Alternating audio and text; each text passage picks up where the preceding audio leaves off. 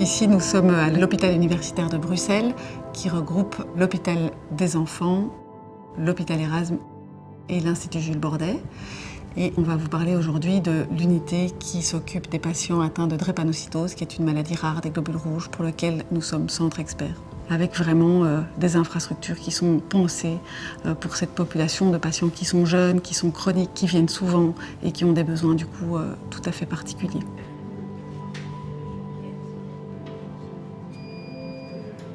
La drépanocytose, c'est une maladie génétique qui est une maladie de l'hémoglobine et donc des globules rouges.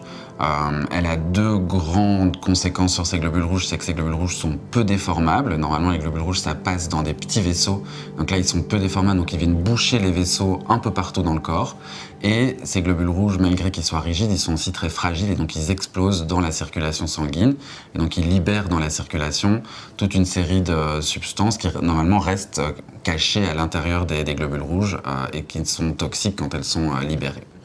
Donc ça a comme conséquence que l'ensemble des organes, littéralement de la tête aux pieds, peuvent être affectés par des complications. Et puis il y a toute une série d'atteintes qui sont les atteintes aiguës. La plus fréquente, c'est la crise douloureuse qui peut survenir à tout moment et qui est souvent déclenchée par un stress physiologique, psychologique, physique. Et donc on essaye aussi d'avoir un accompagnement des patients qui tient compte des réalités somatiques, médicales, mais aussi psychosociales. C'est des patients qui ont un vécu par rapport à la maladie, qui ont un vécu par rapport à leur vie en Belgique, qui ont souvent été stigmatisés, soit dans leur jeunesse, parfois au sein de la famille même, stigmatisés aussi par d'autres équipes médicales.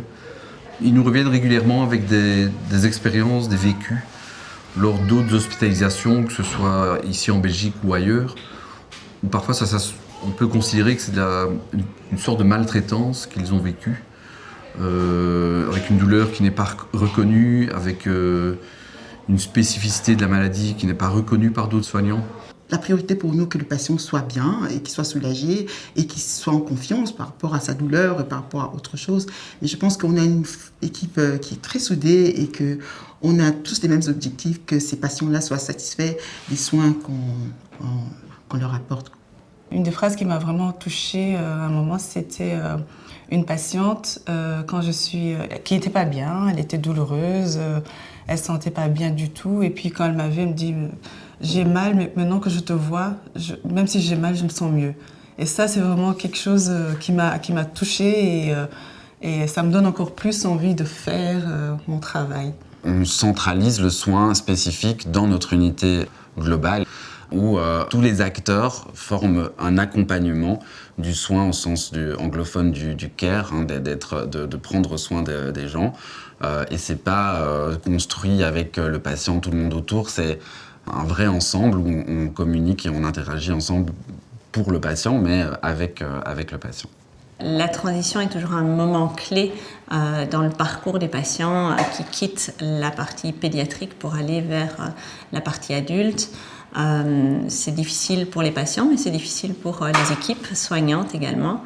Et donc, depuis 2 ans maintenant, on a mis en place avec Dr Collard et son équipe à Erasme tout un parcours de prise en charge de cette transition des enfants vers la médecine adulte. Bien que ce soit une période difficile où on sait que beaucoup de patients vont être perdus dans le suivi parce que c'est un moment où ils ont moins envie de venir à l'hôpital, ils ont souvent moins envie de prendre leurs médicaments.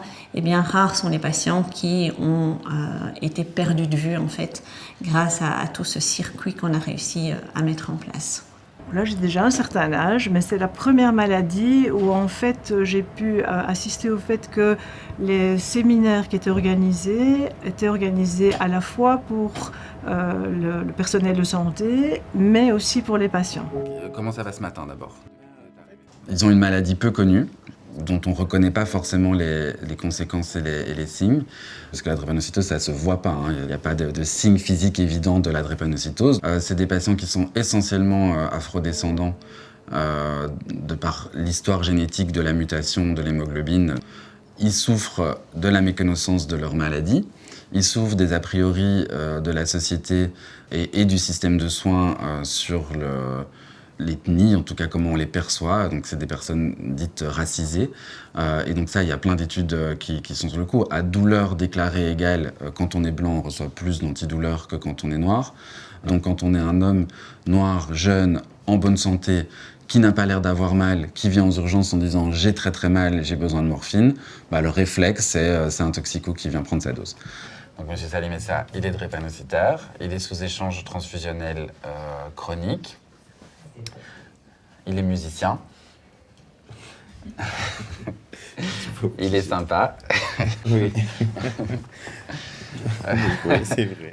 On essaye toujours de se mettre un peu à leur place, de les accompagner dans la globalité et de voir pas que la maladie, mais de voir tout ce qui va avec, tout ce qui peut influencer, si je peux dire, la pathologie. Et effectivement, quand on soigne les patients drépanocytaires, on ne soigne pas que la pathologie et pas que la douleur. Voilà, il y a tout le contexte psychosocial également. La drépanocytose au quotidien, pour moi, c'est une maladie qui fait partie de moi, en fait, finalement. Je me suis adaptée à elle et elle s'est adaptée à mon quotidien. Donc j'essaye, en fait, que cette maladie, on fasse un chemin ensemble, parce que c'est une maladie très, très difficile à vivre, parce que c'est une douleur voilà, qu'on ne peut pas, on va dire, expliquer. Moi, la meilleure manière que j'ai d'expliquer cette douleur, c'est dire, c'est comme si j'avais un marteau-piqueur qui me broyait les os. Avant d'arriver à Erasme, j'étais dans un autre hôpital et justement mon médecin me disait tellement de choses que je ne pouvais pas arriver à faire ça. Tu ne peux pas faire ça, Marlène.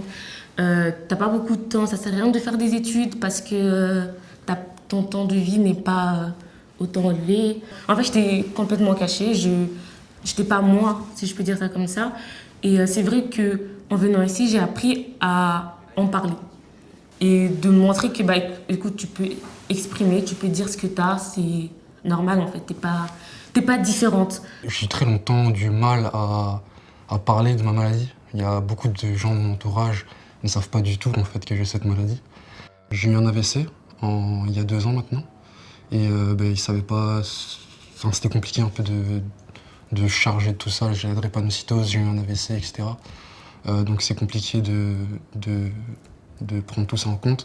J'ai été transféré à Erasme et c'est le docteur Collard qui a pris tout simplement les devants. Ce que je trouve intéressant dans votre histoire, c'est que on voit la force de caractère des drépano parce que vous avez traversé plein de choses, que vous avez vécu malheureusement des complications, et ça ne sert à rien de dire qu'il n'y en a pas et que tout va bien, parce que c'est vrai que vous avez eu des complications très graves de chirurgie.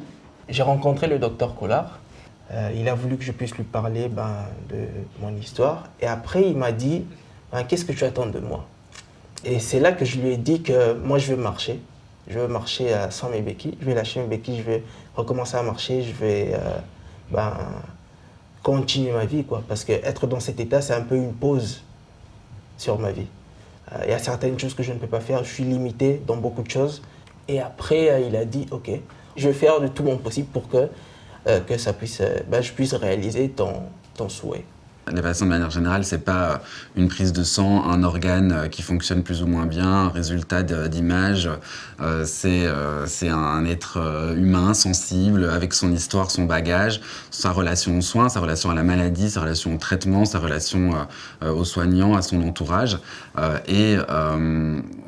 Dans une maladie qui a autant d'impact et qui a autant participé à leur construction personnelle.